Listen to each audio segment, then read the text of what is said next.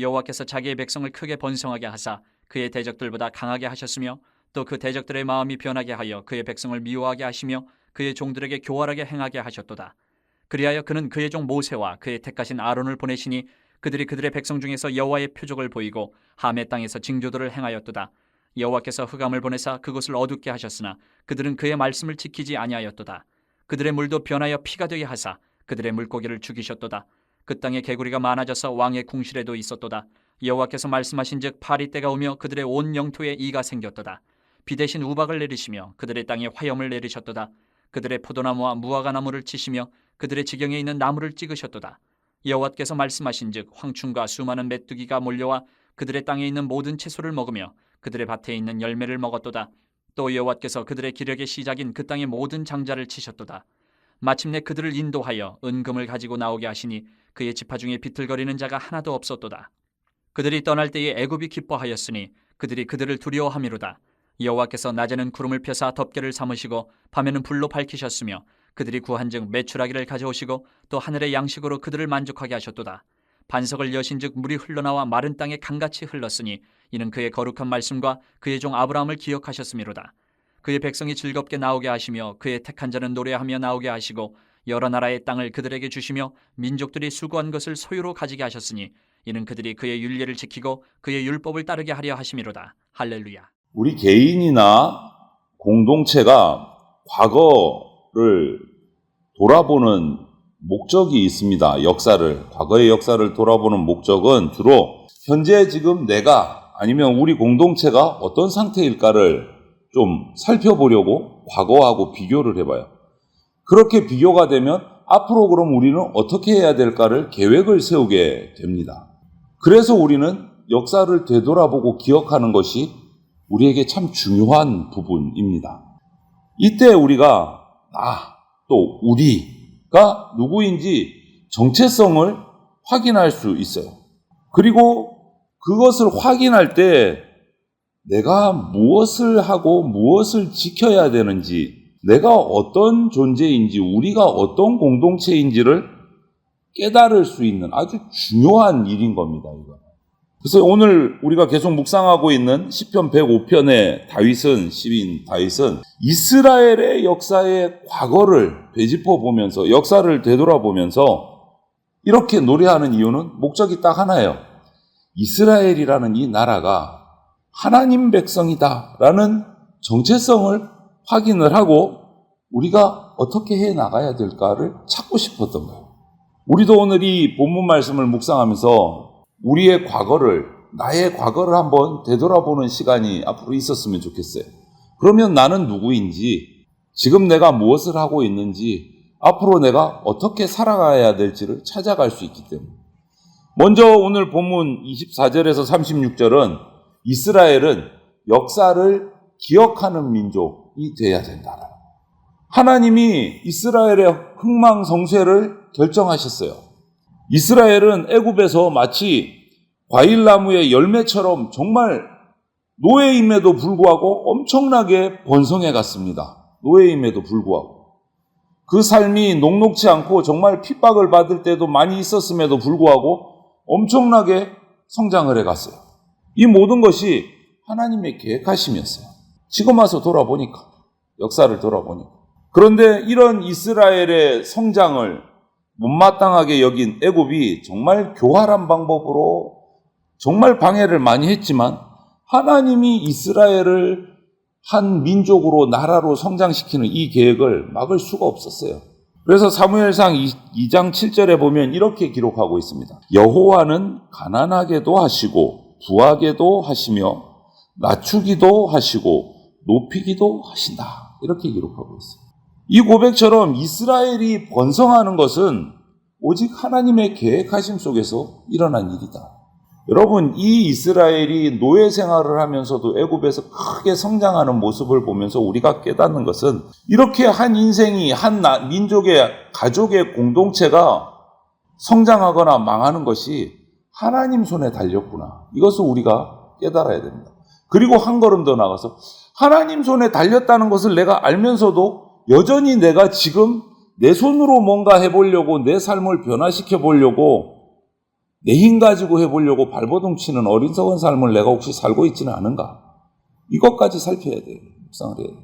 하나님의 살아계심은요, 역사 속에서 증명하고 있어요.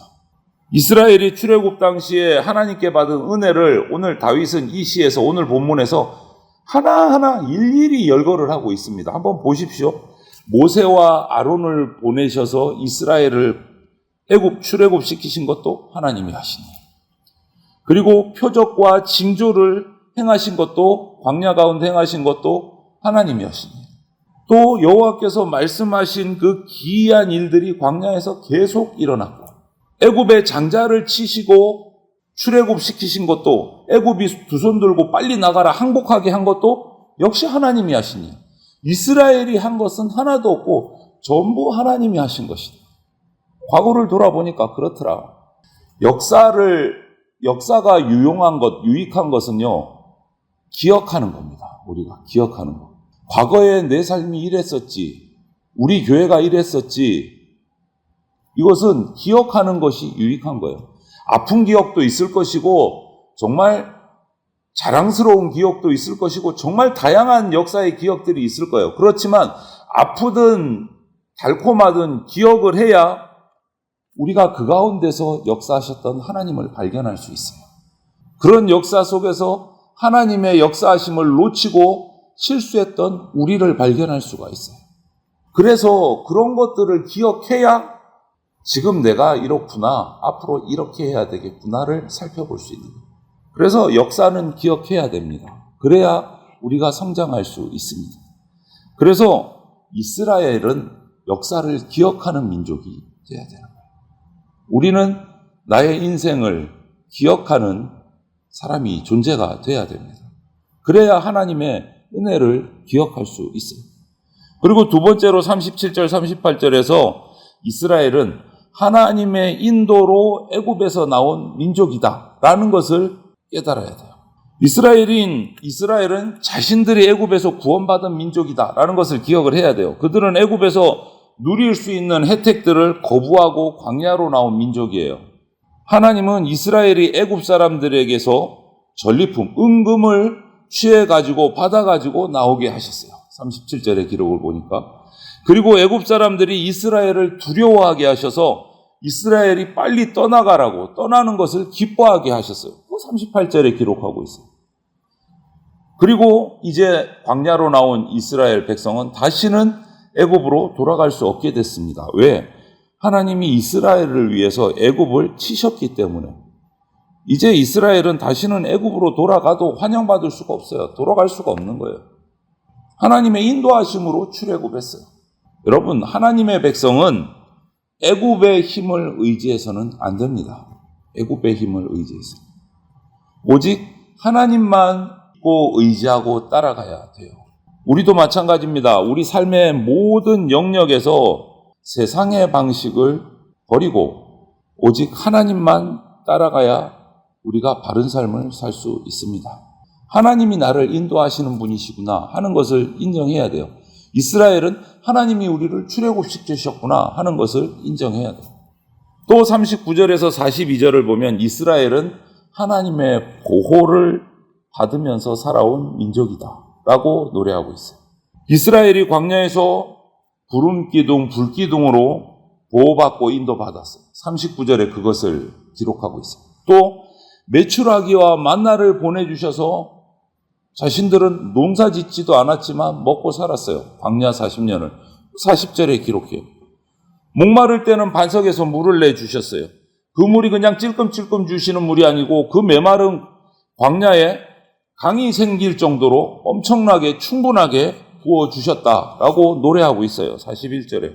이스라엘은 그 강대국 애굽의 풍요함 속에서 떠났지만 하나님은 이 메마른 광야 속에서도 그들의 필요를 다 채워주셨습니다.